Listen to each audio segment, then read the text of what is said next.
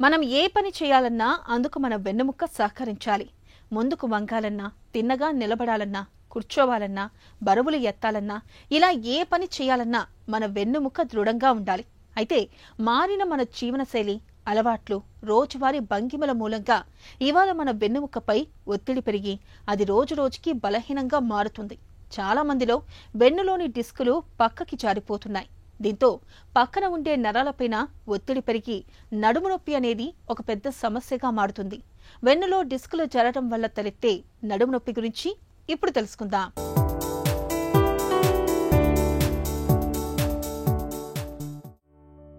మన వెన్నెముక ఒక అపురూపమైన నిర్మాణం. ఎటు చూసినా పూసలతో కనిపించే ఈ నిర్మాణం అత్యంత సంక్లిష్టమైనదే కాదు, అతి సున్నితమైంది కూడా. ఎటు కావాలంటే అటు వంగుతుంది. అవసరమైనప్పుడు కర్రలా, నిటారుగా, దృఢంగా నిలబడుతుంది. మొత్తంగా ఈ దండాకారం మన శరీరం మొత్తానికి ఒక ఇరుసులా, చట్రంలా పనిచేసే ఒక గట్టి ఆధారమని చెప్పుకోవాలి. మనం తేలికగా ముందుకు వెనక్కు వంగటానికి వెన్నెముకలో డిస్కులనే గుండ్రటి బంతిలాంటి నిర్మాణాలు సహాయపడతాయి.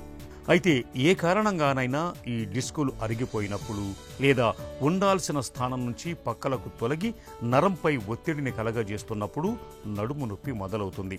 ఇవాళ మనలో చాలామందికి నడుము నొప్పికి డిస్కు జారటమే ప్రధాన కారణంగా ఉంటోందని చెబుతున్నారు డాక్టర్లు. డిస్క్ గనక చిరిగి దాని యొక్క లోపల జెల్ మెటీరియల్ బయటకు వచ్చే నరాన్ని ఒత్తుతున్న దాన్ని మనము స్లిప్ డిస్క్ అని కానీ డిస్క్ జారడం కానీ లూజ్గా అంటాం.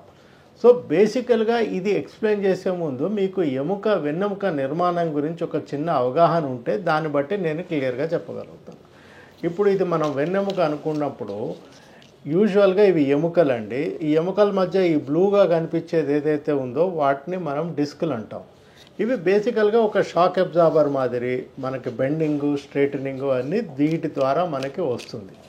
ఇప్పుడు దీనిలో మళ్ళా నిశితంగా నిర్మాణం చూసుకుంటే మనకి దీంట్లో 2 కాంపోనెంట్స్ ఉంటాయండి. చుట్టుపక్కల ఒక రింగ్ లాగా ఉంటుంది, దాన్ని యాన్యులస్ అంటాము. మధ్యలో ఇక జెల్లా ఉంటుంది, దాన్ని న్యూక్లియస్ అంటాము. చాలా మందిలో ఏమవుతుందంటే నడుముని సరిగ్గా వాడుకోకపోవడం వల్ల కానీ, దెబ్బ వల్ల కానీ, వేరే యాక్టివిటీస్ చేయడం వల్ల కానీ ఈ యొక్క ఔటర్ రింగ్ ఒకసారి చిరిగి ఈ వెనకాల ఎల్లోగా ఉన్న నరాలు ఉంటాయి చూసారా, ఆ నరాల వైపు ఈ జెల్ ప్రయాణించి అక్కడ మనం ఉన్న ఆ యొక్క నరాన్ని టచ్ చేసి నొప్పి క్రియేట్ చేస్తుంది అన్నమాట. దాన్ని డిస్క్ ప్రొలాప్స్ అంటాము.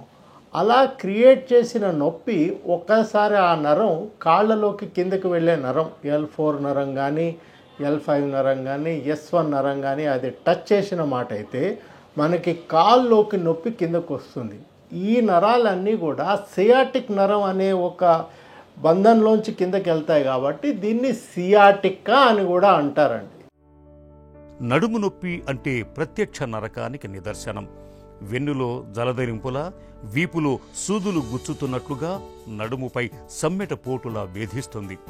నడుము నొప్పి బాధిస్తున్నప్పుడు ఎక్కడా కాసేపు కుదురుగా కూర్చోలేం, ఏ పని సాఫీగా చేసుకోలేం. పక్కలో బల్యంలా వేధించే ఈ నడుము నొప్పికి ఇవాళ వెన్నులో డిస్కులు జారటం అన్నది ఒక ప్రధాన కారణంగా ఉంటోంది. గంటల తరబడి కుర్చీకి అతుక్కుపోవటం, కూర్చున్న భంగిమలు సరిగా లేకపోవటం, ఒక క్రమ పద్ధతిలో కాకుండా ఎలా పడితే అలా బరువులు ఎత్తటం, అదే పనిగా వాహనాలపై ప్రయాణాలు చేయటం వల్ల వెన్నులోని డిస్కులపై భారం పెరుగుతోంది. ఫలితంగా వెన్నులో స్థిరంగా ఉండాల్సిన డిస్కులు పక్కకు జారుతున్నాయి. దీంతో చిన్న వయసులోనే చాలా మందికి నడుము నొప్పి అనేది ఒక పెద్ద సమస్యగా మారుతోంది. హిస్టరీ బట్టి మనకి చాలా ఇండికేషన్ వస్తుంది. ఆ తర్వాత ఎగ్జామినేషన్ చేసినప్పుడు కాళ్ళని వెలకిలా పడుకోబెట్టి కానీ, కూర్చోబెట్టి కానీ కాళ్ళు చాపి చెక్ చేసి నరం ఎక్కడైనా ఇరుక్కుందా, ఇవన్నీ స్ట్రెయిట్ లెగ్ రేజింగ్ టెస్ట్ అంటారు, ఇవి చేస్తాము. తర్వాత మనకి డీటెయిల్డ్గా నరాల యొక్క స్ట్రెంగ్త్ని ఎగ్జామిన్ చేస్తాము. ఒక్కొక్క నరము కరెక్ట్గా పనిచేస్తుందా లేదా, ఒకవేళ ఏదైనా నొప్పి ఉన్నా, తిమ్మిరి ఉన్నా, ఏ భాగంలో ఉన్నది, అవన్నీ ఎసర్టైన్ చేశాక మనం ఒక ఎనటామికల్ అంటే ఒక స్ట్రక్చర్లో ఈ ఫలానా డిస్క్ ప్రాబ్లము అని ఒకసారి క్లినికల్గా నిర్ధారించాక అప్పుడు ఎక్స్రేలు, ఎంఆర్ఐలు చేయడం వల్ల మనం కరెక్ట్గా ఇది లెవెల్, ఇది ప్రాబ్లము అని మనం నిర్ధారిస్తాం. యూజువల్గా పేషెంట్స్ కంప్లైంట్ చేసినప్పుడు ఈ డిస్క్ ప్రొలాప్స్లో దాదాపు 60-90% మందికి simple physiotherapy, rest, pain killers తోటి సెట్ అయిపోతారండి. ఓన్లీ ఒక 10% ఆఫ్ పేషెంట్స్లో కొంచెం మొండిగా డిస్కులు వచ్చి వాళ్ళు కొంచెం ఇబ్బంది పడతారు. వీళ్ళలో కూడా చాలామంది ఆటోమేటిక్గా రిజాల్వ్ అయిపోతారు. మేబీ 2-3% మందికి సర్జికల్గా అవసరం పడే అవకాశం ఉండొచ్చు.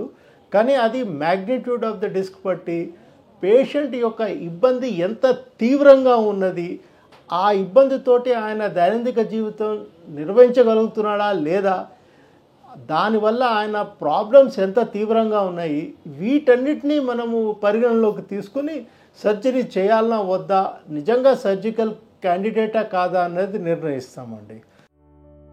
నడుము నొప్పితో బాధపడుతున్నప్పుడు కనీసం 3 వారాల విశ్రాంతి తీసుకోమని వైద్యులు సలహా ఇస్తుంటారు. ఇలా చేస్తే నొప్పి తీవ్రత చాలా వరకు తగ్గుతుంది.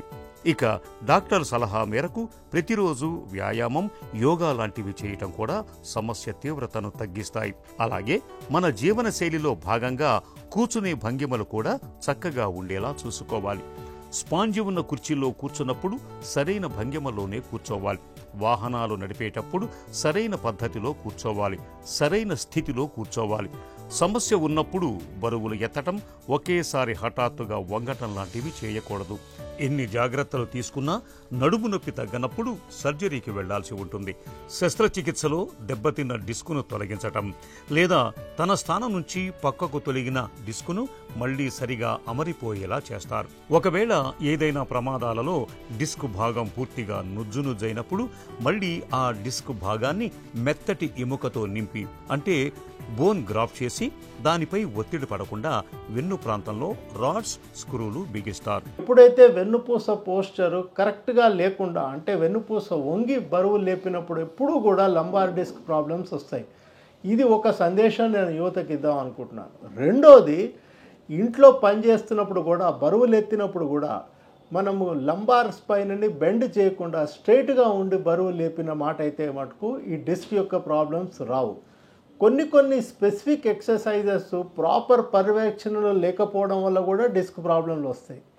ఇవన్నీ వదిలేసి కొంతమందిలో, అంటే ఈ మధ్యకాలంలో continuous sitting for a long period of time, software jobs, ఇటువంటి వీళ్ళల్లో కూడా ఈ పరిణామాలు చూస్తుంటాం.